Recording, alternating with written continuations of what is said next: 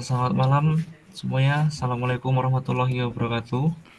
Waalaikumsalam warahmatullahi wabarakatuh. Jadi di sini kami dari kelompok ingin mempresentasikan hasil diskusi kami, yang mana untuk pembahasan materi kelompok kami ini kami mengangkat studi kasus yaitu Google Ads atau Google Advertising. Jadi kita langsung aja masuk ke slide selanjutnya. Yang pertama ada saya, Berlian Nurido Pratama dengan NIM D5041232 Lalu ada Aslam Fatholi Shafka dengan NIM D1041231006. Lalu ada Dayan Beta Petara dengan NIM D1041231086. Lalu ada Muhammad dari Noah dengan NIM D1041231089. Dan yang terakhir ada Azhar Aulia Rahman dengan NIM D50412320003. Oke, jadi sebelum masuk ke pembahasan Google Ads, kita terlebih dahulu masuk ke bagian latar belakang, yaitu kenapa kok kelompok kami memilih studi kasus Google Ads. Jadi yang pertama adalah di dunia marketing saat ini itu tengah tren yang namanya digital marketing. Jadi digital marketing adalah suatu bentuk promosi ataupun pemasaran yang memanfaatkan teknologi digital. Berkembangnya teknologi saat ini, maka tren pemasaran ataupun tren marketing itu juga mengalami peningkatan yang pesat. Salah satunya adalah dengan menggunakan layanan penyedia advertising marketing, salah satunya Google Ads. Jadi Google Ads adalah sebuah layanan media pemasaran berbasis online. Di sini perusahaan dapat juga melakukan analisis terhadap iklan yang telah dibuat ataupun melakukan pengambilan keputusan dari iklan yang sudah ada. Selanjutnya di sini kenapa kok kelompok kami memilih Google Ads? Yang pertama yaitu periklanan berbasis kata kunci. Sebagai contoh, misalkan kita ingin mengiklankan sebuah baju atau kaos ya.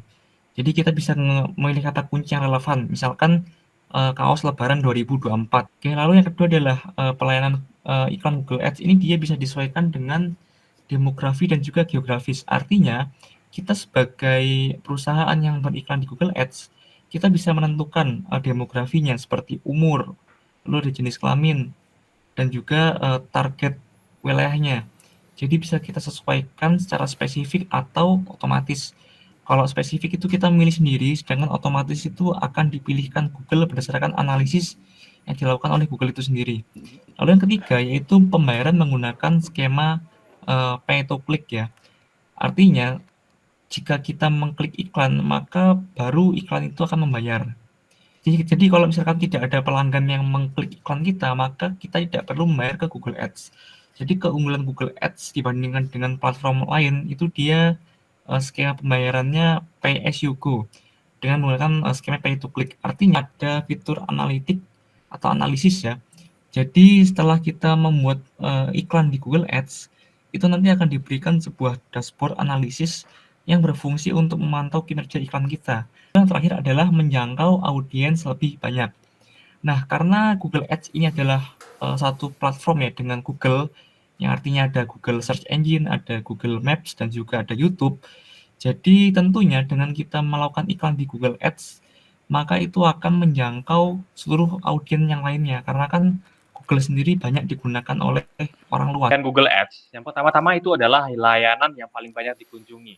Jadi kita ketahui hampir setiap device itu ada Google yang sudah tertanam atau terintegrasi dalam device-nya. Jadi Google itu adalah layanan yang paling banyak dikunjungi. Dengan itu maka banyak audiens yang ada di dalamnya. Yang kedua adalah berbasis kata kunci. Jadi kita hanya perlu mengatur kata kunci yang kita perlukan untuk menargetkan konsumen yang kita inginkan. Nah, yang ketiga itu dapat menarget sesuai audiens, demografi, dan lokasi. Jadi kita bisa mengatur filter-filter yang kita inginkan. Misalnya kita ingin hanya dari Pontianak, ataupun ingin pria ataupun wanita. Nah, yang keempat itu pembayaran menggunakan skema pay per click. Menggunakan skema ini, kita itu dapat dengan mudah mengatur budget-budget yang kita inginkan. Jadi startup yang memiliki budget rendah ataupun perusahaan yang memiliki gadget tak terhingga itu bisa mengeluarkan budget mereka sendiri. Dengan ini kita juga bisa meminimalisir anggaran berlebih untuk iklan. Nah, selanjutnya yaitu kekurangan. Untuk kekurangan Google Ads itu sendiri, nah yang pertama itu Google Ads sangatlah kompetitif. dengan banyaknya audiens yang terdapat di Google, pastinya banyak juga bisnis yang menggunakan Google Ads ini untuk mencari pelanggan mereka. Yang kedua itu adalah biaya pay per click yang mahal. Walaupun kita bisa mengatur budget sesuai keinginan kita masing-masing, tapi budget ataupun harga dari pay per click itu sangatlah mahal. Dari budget yang paling murah maupun yang paling mahal itu bagi sebagian startup itu sudah sangat mahal. Jadi kita harus sangat mengefisiensikan berapa banyak konversi dari klik yang kita miliki. Maksud konversi ini adalah jadi setiap orang mengklik berapa persen yang akan membeli produk kita. Nah, yang ketiga itu tampilan dashboard yang sangat rumit. Bagi pemula-pemula yang belum pernah belajar menggunakan Google Ads, pastinya sangat sulit untuk mengaturnya. Jadi kita harus tentunya mempersiapkan diri sebelum menggunakan Google Ads itu sendiri. Nah, selanjutnya akan dijelaskan oleh teman saya. Ya, komponen Google Ads. Ya, ada beberapa komponen, yaitu satu, kampanye. Kampanye ini sering digunakan untuk mengatur kategori produk atau layanan yang mau ditawarkan. Dua, ada grup iklan. Pada grup iklan ini berisi beberapa iklan yang memiliki target serupa. Grup iklan ini untuk mengatur iklan yang akan dibuat berdasarkan tema yang sama dengan iklan yang akan dibuat. Lalu ketiga, ada kata kunci. Kumpulan kata yang digunakan untuk mencocokkan iklan yang mau dibuat dengan informasi daerah search engine atau istilah dengan ditelusuri orang-orang. Selanjutnya ada iklan, yaitu sebuah teks, gambar, atau video yang ditampilkan kepada penggunanya. Selanjutnya ada ekstensi iklan, fitur dari Google Ads yang sangat efektif untuk meningkatkan performa iklan agar menjadi. Lalu yang terakhir ada penargetan. Penargetan ini merupakan sebuah opsi untuk menentukan siapa yang melihat iklan yang dibuat berdasarkan lokasi, minat, bahasa yang dipahami pelanggan tersebut. Nah, di sini ada juga beberapa fitur-fitur yang ada di Google Ads, yaitu jaringan penelusuran yang menampilkan iklan teks, situs, shopping, dan aplikasi yang berkaitan dengan penelusuran.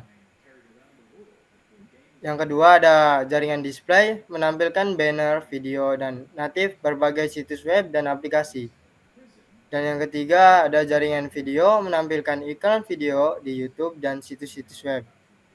Dan yang keempat, jaringan penelusuran discovery, yaitu menampilkan iklan carousel di Discover feed Google dan YouTube.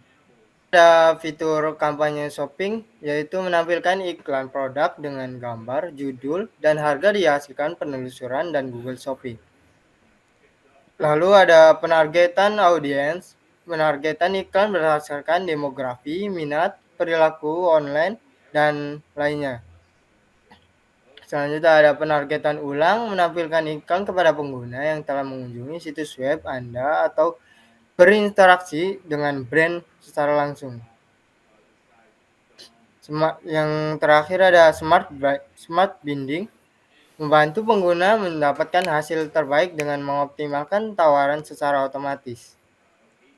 Oke, selanjutnya untuk bisa menjangkau audiens, yaitu dengan menggunakan kata kunci yang relevan dengan audiens yang dituju, kembangkan iklan yang menarik dan mendidik, gunakan ekstensi iklan yang memberikan detail mendalam tentang iklan yang akan dibuat. Sesuai iklan Anda agar sesuai dengan audiens yang dituju.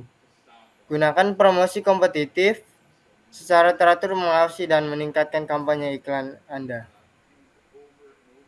Oke, selanjutnya selanjutnya kita akan membahas step by step cara menggunakan Google Ads. Nah, yang pertama nih, membuat akun Google.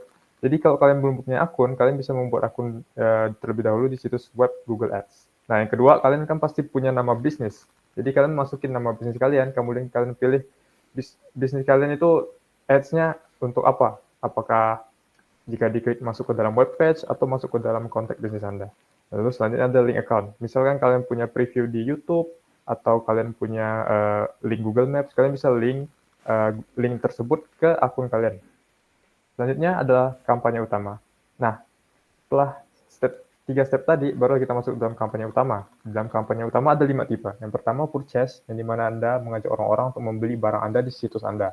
Yang kedua ada submit lead form, yaitu mengajak orang-orang untuk mengisi formulir Anda yang akan Anda tidak lanjuti untuk sebagai analisis atau sebagai prospek. Yang ketiga adalah phone call leads. Jadi Anda memberikan kontak Anda sehingga orang-orang bisa menelpon bisnis Anda. Yang keempat adalah page view. Jadi Anda ingin orang-orang untuk melihat halaman utama seperti artikel atau halaman produk Anda. Dan yang kelima adalah brand awareness. Jadi jangkau audiens secara luas, mendapatkan video views, ataupun membangun pemahaman dan kesadaran untuk merek Anda, kalian bisa pilih opsi brand awareness. Selanjutnya, misalkan kita memilih purchase pada step sebelumnya, hal ini akan membuka sebuah opsi seperti keyword apa sih yang akan kita pakai jika orang ingin menelusuri produk atau layanan kita. Kemudian ada dua pilihan lain, yaitu language dan location. Jadi location ini adalah tempat dan language adalah bahasa. Semakin tepat Anda memilih location dan language, maka semakin tepat juga audiens yang akan Anda raih. Selanjutnya, membuat iklan. Nah, buat iklan diawali dengan judul yang menarik, deskripsi yang singkat, yang menjelaskan manfaat atau tawaran barang Anda, serta tautan yang relevan ke dalam situs website Anda. Nah, ada aset-aset mengenai iklan seperti gambar, logo, headline, dan lain-lain yang bisa Anda masukkan ke dalam Google Ads. Selain itu, pada halaman Discover. Selanjutnya, Anda bisa menentukan strategi bid Anda. Nah, ada dua tipe strategi bid di sini. Yang pertama adalah conversion. Jadi conversionnya adalah tindakan yang diinginkan, yang diambil oleh pengguna setelah melihat atau mengklik iklan Anda. Lalu ada conversion value, yaitu nilai atau jumlah uang yang dihasilkan dari setiap konversi yang terjadi. Misalnya, Anda ingin menjual produk dengan harga yang bervariasi, maka nilai konversinya juga berbeda-beda untuk setiap pembelian. Selanjutnya adalah cost per action. Opsi cost per action ini adalah metrik yang digunakan untuk mengukur biaya rata-rata yang dikeluarkan untuk mendapatkan satu tindakan atau konversi tertentu. Nah, setelah selesai dengan semua itu, Anda akan dilanjutkan ke opsi budgeting. Jadi di sini ada beberapa opsi yang akan diberikan oleh Google tentang budget, tapi Anda juga bisa mengcustom budget Anda sendiri. Selanjutnya, setelah semua sudah selesai, barulah Anda menentukan metode pembayaran. Selanjutnya, yang terakhir, meninjau dan meluncurkan kampanye. Setelah semua detail kampanye sudah sesuai, sudah terkonfigurasi, Anda bisa tinjau kembali kampanye Anda, kemudian jika memang sudah cocok, barulah Anda dapat melaunch atau meluncurkan kampanye Anda. Akan dijelaskan oleh teman saya. Selanjutnya kita akan membahas tentang implementasi Google Ads. Nah, di sini bisnis yang kita gunakan itu adalah bisnis penyedia jasa interior designer. Nah, mengapa kita menyediakan jasa interior designer? Itu karena kita kekurangan exposure terhadap interior designer di sini. Dan mengapa kita memilih Google Ads untuk mengiklankan bisnis kita ini? Karena Google Ads itu menyediakan kayak komponen market yang luas gitu, karena kebanyakan orang menggunakan Google kan, dan Google ini juga bisa mempermudahkan kita untuk mengarahkan iklan-iklan kita kepada market tujuan kita berdasarkan analisis Google tersendiri. Oke, next. Oke, untuk langkah-langkahnya di sini, yang pertama di sini tentunya kita harus mendaftarkan akun bisnis kita kepada Google Ads di sini. Setelah kita mendaftarkan akun kita, selanjutnya kita akan menentukan tujuan iklan kita ini untuk apa. Apakah kita untuk menarik pembelian atau untuk menyebarkan informasi tentang bisnis kita sini. Di sini saya pilih purchase untuk untuk agar iklan kita itu berfungsi untuk menarik pembelian dan transaksi. Oke, selanjutnya. Nah, setelah itu kita akan mendefinisikan tema iklan kita ini. Di sini step di sini adalah untuk menentukan kepada siapa iklan ini akan sampai. Ini kita akan membuat iklan. Di sini kita muncul pada halaman iklannya di sini. Kita bisa menampilkan headline-nya seperti apa, videonya gimana, gambarnya gimana, dan di sebelah kanannya di situ nanti akan muncul seperti apa iklannya akan tampil. Kan bidding strategy. Nah, bidding strategy tadi sudah jelaskan.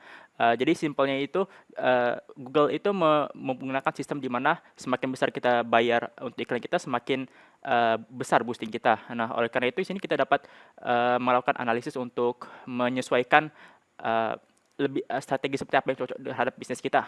Dan yang terakhir Jadi untuk kesimpulannya sendiri, Google Ads adalah salah satu jenis layanan penyedia iklan digital marketing yang cukup bisa diandalkan untuk membantu ataupun mengelola bisnis Anda menjadi lebih baik dan juga menjadi lebih terkenal lagi melalui tools-tools ataupun alat-alat yang diberikan oleh Google Ads itu sendiri.